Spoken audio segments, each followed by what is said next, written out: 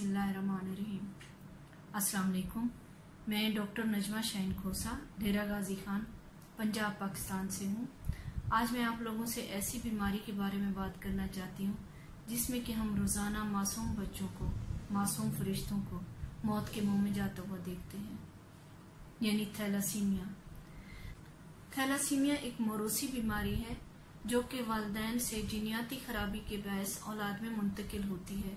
इसमें खून के सुर्ख ज़रात अनाकारा बनते हैं और टूट फूट का शिकार हो जाते हैं, और जिन जिन अज़ा में इसकी टूट फूट का शिकार ये कुल्लिये होते हैं वहां पर ये नाकारा मवाद जमा करना शुरू कर देते हैं और जिसके सेहत पर बुरे असरात पड़ते हैं।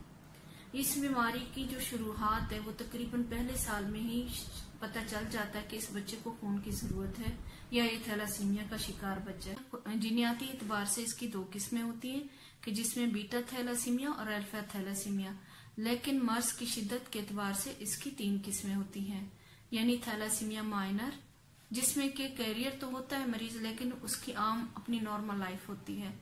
थैलासीमिया इंटरमीडिएट जिसमें खून की शदीद कमी होती है लेकिन उसके बावजूद भी ऐसे बच्चे नॉर्मल लाइफ गुजार जाते हैं। इनमें खून की जो है या एचबी लेवल इनका जो होता है वो तकरीबन 7 से लेके 9 तक रहता है और कभी कभार ये ज्यादा कम हो जाता है।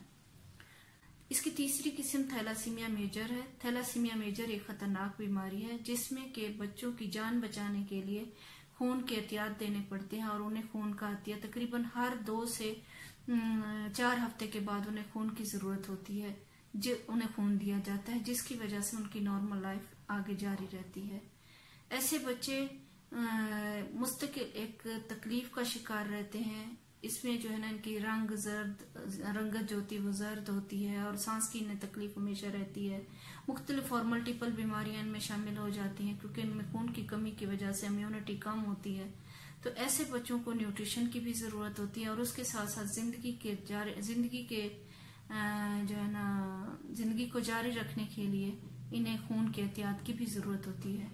खून के एहतियात देने के लिए पाकिस्तान में जो मुख्तलिफ इदारे काम कर रहे हैं, जिनमें के पाकिस्तान में इसकी रेशो जो है तकरीबन 5000 पर ईयर के हिसाब से इसके केसेस तशखीस हो रहे हैं और तकरीबन 5 से 8% जो आबादी है उसमें इस तरह के केसेस होते हैं। ये इस तरह की आबादी जो है ना मुतासर होती है। इसमें पाकिस्तान में जो मुख्तलिफ इदारे काम कर रहे हैं उनमें फातिमा ईद फाउंडेशन, आमना थैलासीमिया सेंटर, अल खिदमत फाउंडेशन और ईदी सेंटर, बहुत सारे स्वीट होम्स और उसके अलावा जो है ना SOS विलेजेस और आमना थैलासीमिया सेंटर, ये सेंटर मुख्तलिफ इदारे काम कर रहे हैं। और जनूबी पंजाब में जो है केयर एंड क्योर के नाम से एक बहुत अच्छा इदारा काम कर रहा है जिसके सरपरस्त जो है ना अजहर महमूद शेख साहब हैं, जो कि इंतहाई मुखलिस और एक इंतहाई ईमानदार शख्स हैं।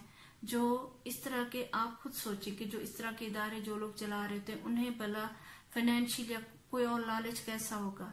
उन्हें कोई ऐसा लालच इस तरह के लोगों को नहीं होता जो इस तरह के इदारे चलाते हैं, क्योंकि ये एक ऐसे इदारे हैं जो कि खिदमत खल्क कर रहे हैं।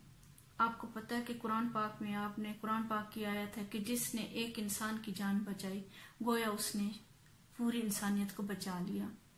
तो ऐसे इदारे जो काम कर रहे हैं या ऐसे लोग जो काम कर रहे हैं ये बहुत नेक लोग हैं। ऐसे इदारों के साथ हमें भी शामिल होने चाहिए